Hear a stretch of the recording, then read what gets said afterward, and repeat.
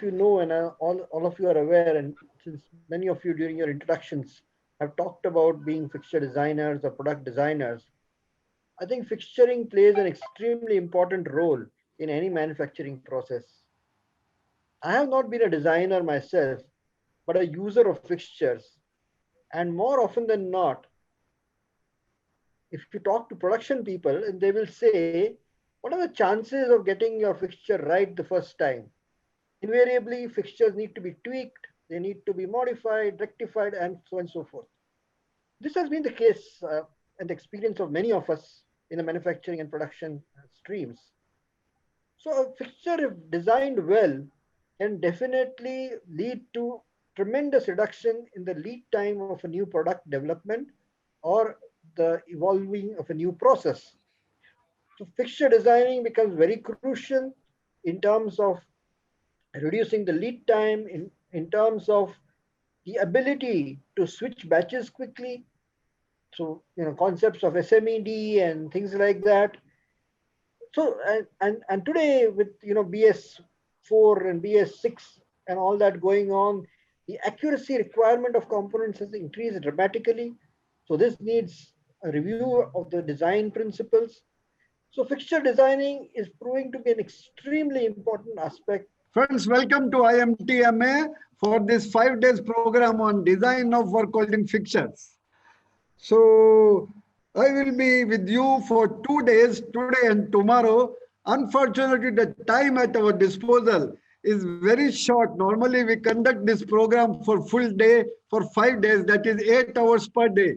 But due to this COVID, we are conducting this program on e-line. The number of hours allocated are less, but I will try my best to give you as much as possible on design of work holding fixtures of any type. You can discuss with me, whether it is a machining fixture, whether it is a assembly fixture, whether a welding fixture, whether inspection fixture. We will talk on this. But more or less, I will be talking more on machining fixture, which are normally being used for VMC, HMC, SPMs, or all types of conventional machines and all that. This is one part. So I will be discussing all the basic fundamental principles of the fixture, how to select a fixture, how to design the fixture, how to design the basic elements of the fixture, and basic principle of the fixture, what are the types of problems, what are the materials, what are the processes, all I will be talking to you, don't worry. So regarding the fixture designs. The introduction to the jigs and fixture. Why do we require fixtures? As we have talked about 2 minutes back, something about the fixture. Why do we require? What is basically a fixture is? And then the various types of work holding fixtures. Manual fixtures, hydraulic fixtures, pneumatic fixture, electromechanical fixture, hydro-pneumatic fixtures, are different types of fixture for different applications. These types are applicable in all the applications, depending upon the basic needs. So I'm going to discuss with you these various types of fixture, and then we have to look into which fixture, which type is suitable when. So this I'm going to explain it to you. And there are key factors and technical features of work holding fixtures. These are very, very important key factors and technical feature for design of the work holding fixtures, which I am going to explain you in detail, each and every point. What is a fixture? What is a fixture if you look at it? It's very simple. In our day-to-day life, every walk of our life, we are using a fixture. You go to a dentist, for example, there also he is using a fixture. You go to a carpenter, he is also using some fixture. You go to a welding shop, there are also some fixture. The fixture is being used in every walk of life. Only thing that it may be of different nature, different type. But what is the basic purpose? Basic purpose is a work holding device which holds and positions the workpiece, but does not locate and guides the tool. Now here we have to understand, it's only holds the component. It's not the guiding the tool. For guiding the tool, what we have the jigs. There are two basic things, jigs and fixtures. Jigs are normally for guiding the tool. And fixtures are basically for holding the workpiece.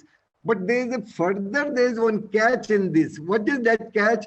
If you see, fixture is an equipment used for locating and firmly holding the workpiece in the predetermined position during the machining operation. Please, friends, the word predetermined position is very important here.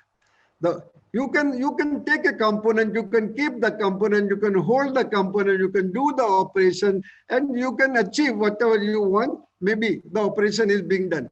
But the relationship of those dimensions are very important.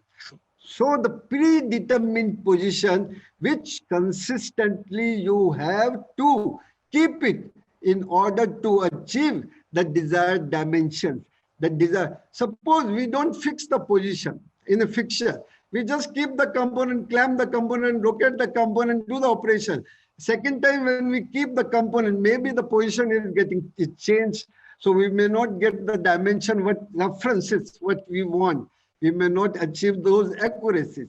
So considering this, the fixture, there has to be a predetermined position. That means always repeatedly component has to rest against that. So there are basic elements. What are those elements? Resting, location, and clamping. Friends, these are the three basic things which have to be always keep it in mind in any of the fixture. So many times my friends say when I explain them about the fixture, sir, we have not covered the welding fixture.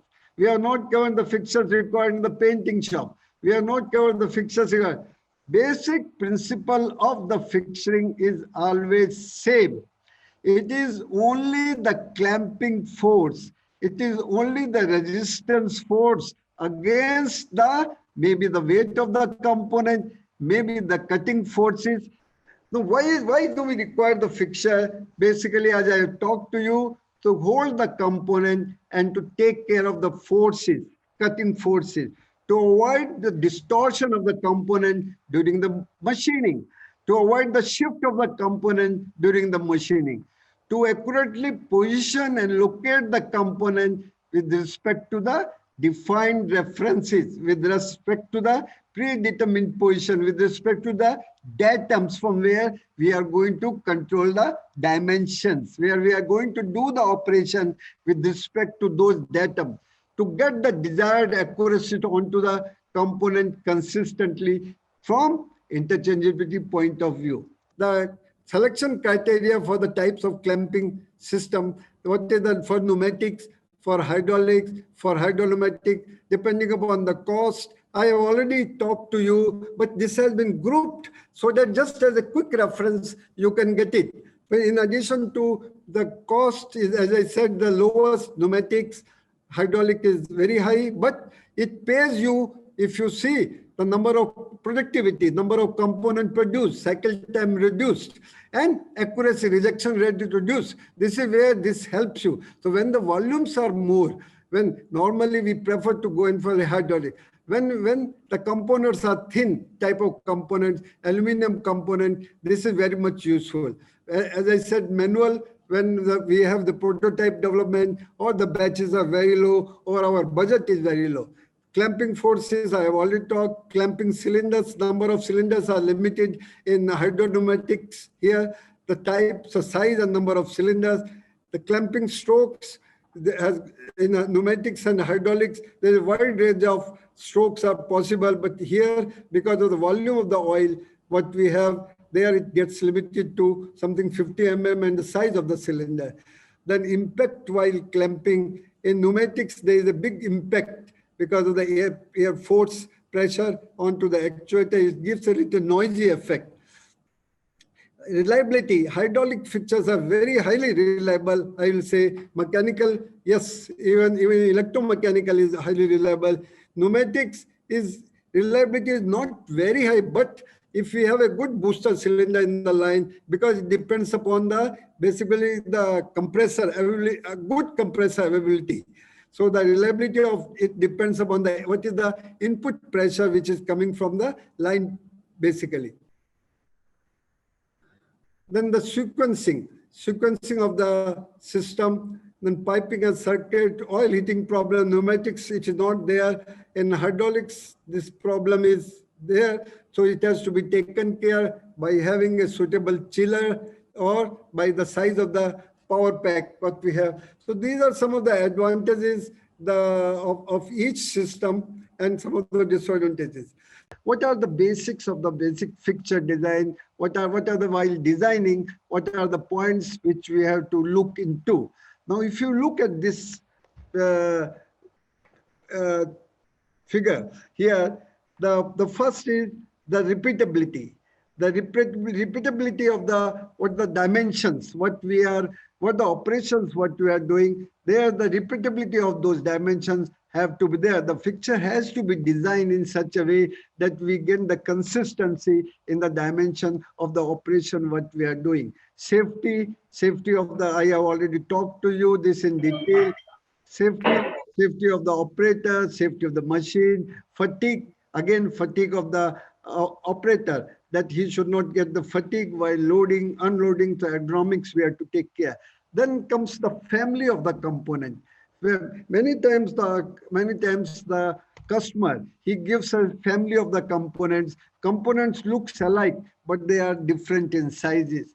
That is what we have to think it while designing. What we can accommodate, how many components we can accommodate, what is the maximum size of the component. This is because this all will depend upon the size of the machine, size of the table, size of the pallet. Depending on that, we have to look into what all are the types of the component, sizes of the component we can have with the family of the component. In that, the care has to be taken that the changeover parts have to be the minimum possible. Why it is important, but change over from one component to another component, it should not happen. We take shifts together, all together. Then what will happen? The time lost will be there. The cost will increase. So we should have a minimum changeover parts from one component to another component.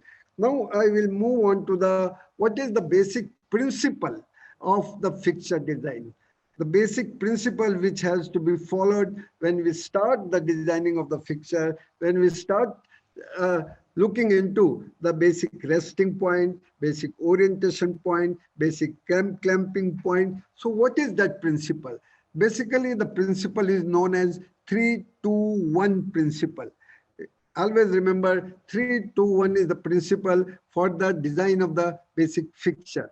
Now, if we see the total degree of freedom for any component in the space is, some people call it as a 6 degree of freedom, some people call it as a 12 degree of freedom.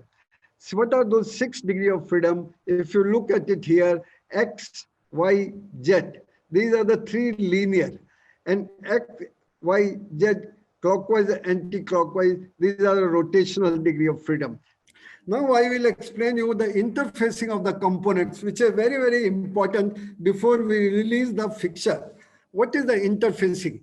And interfacing of the part, interfacing of the component, interfacing of tooling, interfacing of fixture, and interfacing of the machine. This is a very important before the fixture design is completed.